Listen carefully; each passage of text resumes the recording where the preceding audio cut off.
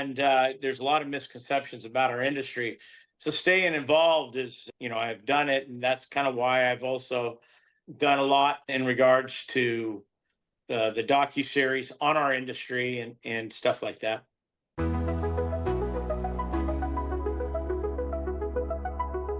Good morning, John. How are you today? Doing good. Doing good. That's Out here in awesome. California. Not bad. How you doing, Dave? That's good. I'm doing great. Now, are you a native of California? Yeah, I'm born and raised in Bakersfield, California. Oh, wow. Okay. So did you grow up around the scrap business? Well, actually, I grew up more in the agri-packaging side of Sierra. We used to have a company called Sierra Bag, and we used to supply agri-packaging products. We were at one point the leader in selling bagging and ties to the cotton industry. Years ago in the 60s and 70s, there used to be over 2.2 million bales a year of cotton grown in the San Joaquin Valley. And we used to sell the bagging and use bags and make potato bags and onion bags. We had the recycled materials facility, but I really wasn't involved with that. I was more involved Okay. during the summers as a kid working in the bag plant. Okay. So how did the transformation then go on your end to where you got more involved in the recycling space? Well, it started when my dad had found a machine out of Europe, out of Italy, and he thought that the market in America could use these machines, which he was right. And by late 1985, his partner, 42 years, a buddy of his who he met during World War II, he was ready to retire. He had some health issues, and he was just ready to call it quits. And so in early 1986, what he did was sold the agri packaging, bought his partner out, and had me start marketing the machines. So, not knowing a whole lot about ferrous and non-ferrous, quite frankly, I was forced to learn it kind of on the fly and getting involved with selling the equipment. Okay. And did you get involved with the company right after you graduated from USC? I did. For 2 years, I was on the agri packaging side, traveling around to potato sheds, onion sheds, selling the products that we had in. And then in 85, started going to the cotton gins. Also, we held at the time, a patent on the cotton module, which when they harvested cotton in the field, they'd make these big, well, for lack of a better word, a big log of cotton before they sent it into the cotton gin. And we had a tarp for it. So if it rained, because the harvesting of cotton was late September, early October. And so if it rained, it could ruin the grade. So we had this cotton module cover, and we had a patent. So we sold a lot of those throughout America to the cotton industry. Oh, okay. And then it was shortly after that that you got more involved in the recycling machinery. That's correct. Yeah. When my dad sold all the agri packaging in 86, all of that went away. So that was when he wanted me to market the machines, because I had taken marketing at USC. And Okay. so I just basically said, hey, market these machines. So that's what I've been doing ever since. And there's a little more to it than that because at some point you all started developing your own machinery. Is that correct? That's correct. Our clientele base also was in need of 2 ram balers for the processing of non-ferrous materials, aluminum, copper, and also in the fiber industry, for paper.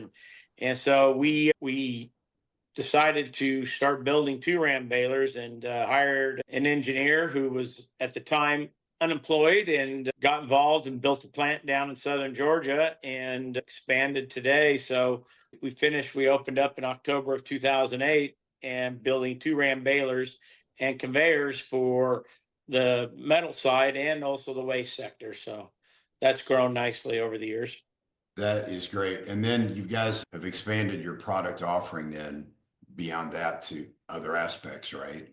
That's correct. Yeah. So, when for recycled materials facilities, we offer a wide variety of products, from 2 ram balers, conveyors, shears, shear balers, portable balers, grapples, and material handlers. So it's a wide variety of equipment that can go into a lot of different aspects of the waste sector and the recycled materials sector. Okay. And then at some point you became involved in the trade association. Was it ISRI then, or was that? Yeah, it was ISRI back. It was in the late 1990s that I got involved, and I got involved. I enjoyed it, and it was fun for me on a personal level. And then in two, I was elected to be secretary treasurer of, at the time of, it was ISRI. It's now REMA, the Recycled Materials Association. So I did that stint, as secretary treasurer, and you move up to chair. And I was chairman in 2011, 2012, but I have stayed involved with the trade association because I believe in having a strong voice for an industry in the states and in the nation's capital. Policymakers don't really know what we do, and there's a lot of misconceptions about our industry. So staying involved is, I've done it, and that's kind of why I've also done a lot in regards to the docuseries on our industry and stuff like that. Okay. I can't believe that it's been 12 years ago, 13 years ago, I guess, that you were the chair. I think that's when I first met you in San Diego, I think on the aircraft carrier at a social function. Yeah, when we met on the aircraft carrier, that was 2010. Excuse me, that was 2000. Yes, it was 2010. And that was the final night party of ISRI at the time on the USS Midway. And at that party, I was officially, at that moment, the chairman of ISRI. So yeah, as long as it was, it does seem just like yesterday, David. And it was a great party, but yeah, it just seems like yesterday. Yeah, the sound of it's a long time ago. Wow. Yeah, that the time does go by. Now, I'm curious, as your product line expanded, I'm curious, was that more of a case of you just saw an opportunity and that's kind of what drove it? Or was it more your customers coming to you saying, hey, we really need help in this area. Would you guys develop something? Or is it a mix of Well, the two? it's a little bit of everything. I have a great team here, and the people at the time who was on the team, said, well, we should get involved with this type of equipment because we have a need for it. Our customer base asked for it. And, it's, I won't take the credit for it because in the end, it's a team here at Sierra. And, I have a brother involved who's my partner. And now his son, my nephew's involved. And so over the years, it's about discussing what we can do, how we grow, how do we, you got to grow your revenue. How do we grow it? And by adding different products into the mix, and then the manufacturer out of Italy, the Tabarelli family, they had the material handler. So we just started just a couple of years ago, starting to really, push into that market. And, we'll gain our traction. It takes a little time, but it's a team effort here. And it's just a lot of people have, my general sales manager has been with us since 1988. And, he has a lot of great ideas as well. So as a team, we've worked together to develop the products we needed to come into the market. And what's really unique is when you deal with our company, there's like I say, a wide variety of equipment that you can handle or you can purchase from Sierra and that we service. So we have the ability to sell a lot of different machines, yet we have the ability to service each and every one of those machines with the same intensity. So it's been good. No, that's excellent. Is it that aspect and that ability to, service all that equipment? Is that one of the main reasons your clients choose you? What's the feedback you receive from your customers as far as, why they end up choosing you?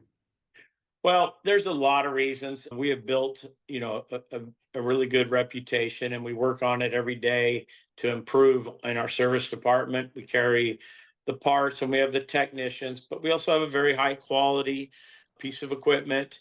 We also are an industry advocate. My docuseries Repurposed season 1, season 2 really tells the story of our industry. And as the former chairman of ISRI, now REMA, I keep advocating for the industry with what I do with our social media. And, when you have 2 seasons on Prime Video, People notice that. So there's a lot of things involved. We have good people. We try to do the right thing at all times. And that's our motto. The Sierra way is the right way. It's not fancy. It's so I think there's a lot of things that we do that enhance our image. And, people like to do business with us because of all the above. Is it just one thing? One customer may like the service, one customer may like our advocacy, which I've heard a lot of people like our equipment per se. And there's just a lot of things that go into it. So I think it's multifaceted, Dave, and it's just not one item. We try to just try to build everything we do, improve our marketing, our brand, improve our service. That's our motto is to try to get better every day. We don't want to be the best. We just want to be better because being better is a journey that every day, if you come in the office and you say, how can we be better?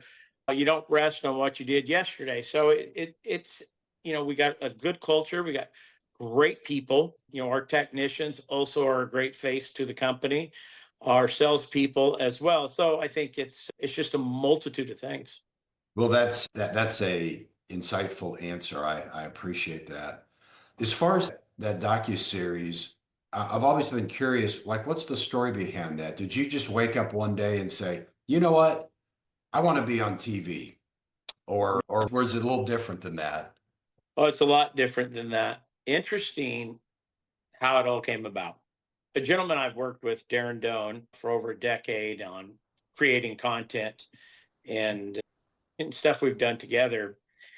We had this idea back, I don't know, early 22, to do a thing called the Sierra Summit. We were going to bring in Mike Rowe and the top 100 metal processors in America, have this big event. And the Ukraine war broke out. And what happened with that is a lot of processed steel out of Europe was handled through in Ukraine. And our supplier of the shears portable balers had a supply chain issue plus a pricing increase that was dramatic. And so we decided, well, we better keep our powder dry and not spend this money for the summit. And so about a month later, things, the steel market for Europe started settling. And I don't know, I just had this idea of doing this docu-series on steel making being made from recycled steel and start changing the narrative because I got tired of hearing the word junk, waste, trash. And I Hmm. think that was one of the biggest obstacles to our industry. And I don't know. I've been in front of the camera with my social media posts, so being in front of a camera didn't bother me. But telling the story of a steel mill using recycled steel as the raw materials coming from out facilities like our own here at Sierra was a fun thing. So I felt, well, we could put our equipment in this. We could tell Hmm. the story. We're going to advocate for the industry. We can get this out there. I never had any intention of getting it out to Prime Video. My whole intention was to tell a fun story in a cinematic way that people would like and find entertaining, educational. Hmm. And it turned out to be just that. And so we did season two, where we actually what we learned from season one. So then we worked focused on the output of rebar at CMC and the construction projects needing rebar. So we showed a lot of projects that had rebar and where did the rebar come from? So you backtrack it all into the recycled materials. And so it just kind of grew from that. I don't mind being in front of a camera, wanting to be in front of a camera or not minding it, or I think are two different things. But the Sure. fact is that I enjoy creating the content. It's fun for me to get into a steel mill. It's fun Yeah. to tell the story, to talk to people. And, when I released the series, there's so many people who've used it to show their families what they do. There's so many people who don't understand what our industry is about. And then you got schools and companies using it, even like SAB, as they were season one. They used it for recruiting and safety and telling their story. And CMC is the same, as well as telling their story of how, as their steel mill is really the foundation of infrastructure because you have to start with rebar. And any Hmm. hospital and school and and manufacturing plant. And, you got to start with rebar, and rebar comes from recycled metal. So it's a good story. And they've been able to educate people to draw, to attract and retain talent. Our industry isn't the sexiest. So it's shed a light on our industry that our industry actually is doing more to reduce CO2 emissions than any other industry in the world today. And Hmm. it attracts people who want to do something good for the Mother Earth and have a good paying job at the same time. That's awesome. Did that surprise you when like CMC and some other companies use that as like a recruiting and education No, of themselves? no, that was part of my sales pitch to them. Okay, okay. I knew, for whatever reason, why I knew that our industry we have an image problem. This I know, and then we Yeah, still do. And attracting and retaining talent is a struggle. And it's not just our industry. If you talk to any facility, any company in America today, they all have the same issues. I've just finished filming at the Toyota motor plant in Troy, Missouri, where they make cylinder heads. And their number one issue is attracting talent in the mechanics. They can't find them. And steel mills, same thing. Every industry in America is struggling to find talent. And so I know that if you don't tell your story, if you don't make your company look cool, who wants to come to work mhm, for you? yeah, yeah. It seems like Mike Rowe is kind of on a similar mission from a little different perspective, really trying to encourage, more people to come into the trades. Well, Mike Rowe, yes. And, look, Mike Rowe is an incredibly successful human being. And, he has to show, dirty jobs. And I think kind of that's what we are. We're dirty jobs, but I don't say we're essential. Essential is a COVID word that the government used to pick winners and losers. You go to the hospital, David, did they take your essential signs or did they take your vital signs? Sure, the They take your vitals. vital signs, right? So our industry is vital for the health of a nation. You don't build a hospital with us, right? If you build a hospital, expand a hospital, you got to start where? On the ground floor. You have to start with the foundation, and that Mhm. starts with rebar. That comes from our industry. You want to build a school, same thing. You want to build a highway. The steel used in the highway. When you think about this, 75% of all new steel in America is made from recycled steel. Three quarters. That is a monstrous percentage, and it's only growing. And, another thing that is vital to national security is a vibrant steel industry. Okay. Mhm. You don't build Navy ships with plastic. You don't build a Yeah, military without steel, right? So you better have a very vibrant and strong steel industry. At the same time, saying that, America's steel industry is the cleanest steel industry in all the world. Over 75% of our steel mills are EAFs, electric arc furnace steel mills that use recycled steel to make new steel. Well, why is that important? One, we're producing the steel a country needs for our infrastructure, for our military, healthcare, education, and our farming and food industry. Okay. We also do it in the cleanest way because recycled steel at an EAF reduces CO2 emissions in the 60 percentile.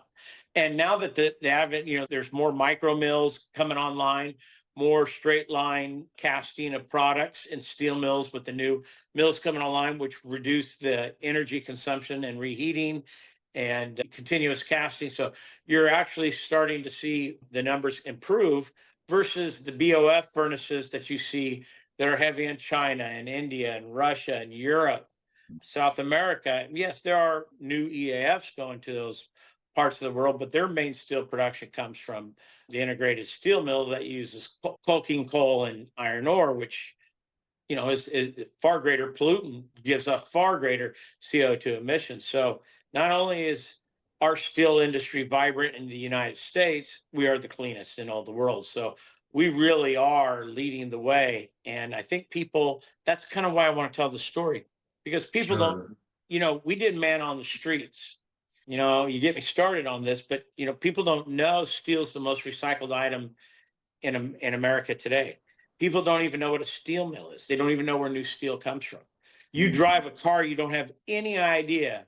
The majority of the metal in that car comes from recycled steel or Mhm. recycled aluminum for that matter. Mhm. So people don't know this. So it's been kind of fun telling the story with Repurposed, and we're getting ready to. We just finished filming everything we need for season 3 of Repurposed. It's going to be on aluminum, recycled aluminum, and our focus will be on driving the auto industry Okay. because you Yeah, can't. You know this, David, that you cannot build an aluminum motor block, transmission housing, or casings, differential casings with virgin aluminum. I did not know that, and It has to be I'm a made car from recycled enthusiast. aluminum. So, see, this people don't know this, and Why when is people that? start What's because that? of the alloys, the strength of the material, to take virgin aluminum and then put in all the additives to make the motor block the strength, you can't do it. So they use recycled aluminum, and Toyota is a big user, and also recycled aluminum. It goes into the lightweighting of automobiles, which gives you much greater miles per gallon and Mm. reduces CO2 emissions. So again, people don't know this, and so I'm enjoying telling the story and getting it out there. So I can tell you have a real passion for the education and helping change or improve the image of the whole industry. well, I think that our policymakers, like in California, we have a real problem in the state of California. The automobile shredder, they want to deem it hazardous waste facilities, and that's just not fair. It's not accurate, and it's detrimental to the effort to recycle for recycling in its own right, but it's hugely detrimental to the raw material supply chain for our industry here in America that makes all these products that we need. You know, we talk about when you take the end of life of an automobile, what do you do with it? And the end of life of an automobile, when you shred it, you gain the steel, the aluminum, the copper, stainless, and plastics. And what do you do with that? You recycle it. And though it gets repurposed into new steel, new aluminum, new copper products, new stainless products, Mhm. and it's so, it's just detrimental because our image, because I'll guarantee you, if you walk the halls in Sacramento and you told people, do you know the car you drive that has aluminum transmission housing and has the aluminum motor block can't be made with virgin aluminum? They wouldn't know that. And this is Mhm. part of the education process.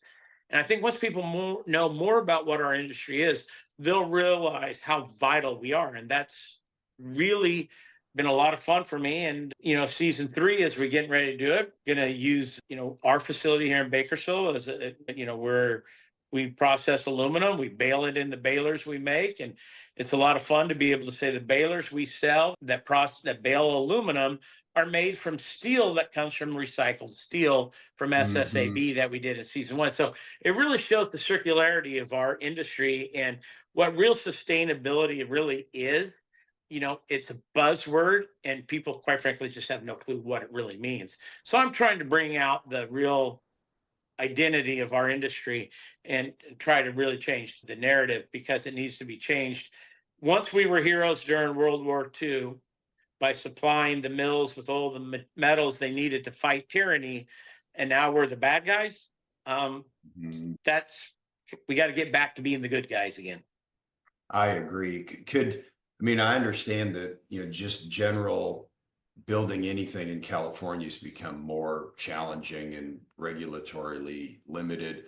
Do you think somebody could even put in like a new shredder operation today, or would it No, just wouldn't even be no, able to do it because it's no. Here, considered hazardous waste? yeah. Well, it's just the process. Nobody, it's just a really crazy process. But you reminded me of something. So we have these just absolutely horrific, devastating fires in LA, right? And we saw the whole Pacific Palisades and Altadena, the Pasadena area, just devastated. What industry is going to rebuild those neighborhoods? Yeah, So, the steel industry. well, so when you clean up these neighborhoods, and we have a new piece of equipment down there processing the metals and sending it down to a company at Long Beach to process, It's our industry that's going to rebuild these neighborhoods. We're cleaning it up because what is left after the fires? Metal products. And all these metal products are being processed and going to be repurposed and sent to mills, steel mills, aluminum, copper foundries. And all this new material that they're making from that raw material is what's going to go into rebuilding these neighborhoods. Mm. And you can't rebuild a neighborhood without us because we're the raw material suppliers for all that stuff that goes into the housing, from the rebar, from the foundation, steel studs. Now you're going to see a lot more steel being used in the building of houses in this area because of the fire. What about appliances? You don't build appliances with plastic. Easy bake ovens aren't how you build refrigerators and ovens and toasters and coffee pots and all the copper that's going to go into the electrification of these neighborhoods. We'll have 36% recycled copper content into it. All the window panes that'll have aluminum windows and brass, for your door fixtures, your handles, all the copper and the plumbing and the brass into your shower and faucets. So it's our industry that is taking these materials from this disaster, repurposing in it, getting into the consumers to make new products so you can rebuild. Wow, I hadn't thought Think about that for a second. Yeah. And so the policymakers need to hear this. They need to understand that this is what we do. They need to understand this, the most vital, because let's say we don't exist in California. Well, what would you do with all that material? Can't ship it to China. China doesn't take containers of steel anymore. They don't buy bulk loads of steel anymore from the West Coast of the United States. Okay? They don't. That's just a misnomer. People, you're sitting in China. No, we're not. And people think that again, it's the ignorance. Not calling people ignorant in a negative fact. They just don't understand what we do. They don't understand where our materials are going. And I like to say CO2 emissions, have no borders. So if our materials are exported to a EAF steel mill somewhere, maybe Malaysia, Vietnam, Korea, Japan, if you will, well, our materials are also going into EAF. So what is that doing? It's reducing CO2 emissions. So our raw materials, be it used here in the US or be it used anywhere in the world, is actually helping to reduce the CO2 emissions in the world. Sure. Aluminum reduces CO2 emissions and energy consumption in the 90 percentile. Copper's in the 80 percentile. You tell me an industry that's doing that today. You can't. Yeah. The recycled material industry, it's our raw materials that we process. So this is why this narrative, this is why these type of conversations hopefully are heard by people who will now understand, wait a minute, I've got this industry all wrong. Yeah. Yeah. No, that's your passion for trying to educate as many people as possible. It really shows through, and you can see it really drives you. So I appreciate it. Well, I can't wait to see season 3. I can't believe how the time has flown by. Just wrapping up, I have just 3 remaining questions. So Yes, sir. one is, in your role with Sierra, what gives you the most satisfaction and enjoyment? Great question. Well, I think we have some great people here, and I enjoy the people in the company. I've seen for instance, this is an example only, and this is, this could be had in every department, but we just have some really high quality people who really are fighting for the same cause, I call it fighting for the same right. And, I get great satisfaction seeing these young kids who are growing, and, our technicians, for instance, who are growing, who've committed themselves to this culture, and you see them growing, and they're growing in their abilities, and they're growing in their pay scales, and you see their cooperative nature and how they have the can-do spirit. That gives me great pleasure. I enjoy doing this content as well. This gives me great pleasure making the Reap series. So those are my answers to that. That's great. That's not surprising. So the second of the 3 is, imagine if you had a time machine and you could go back and give some advice to the 25-year-old John. What advice might you give with the benefit of hindsight? It's an easy answer. Stop chasing money find what you love. Look, I didn't find what I really loved doing until I was about 59 years old. I'm 63. Okay. So find what you love doing. That beats money all day long.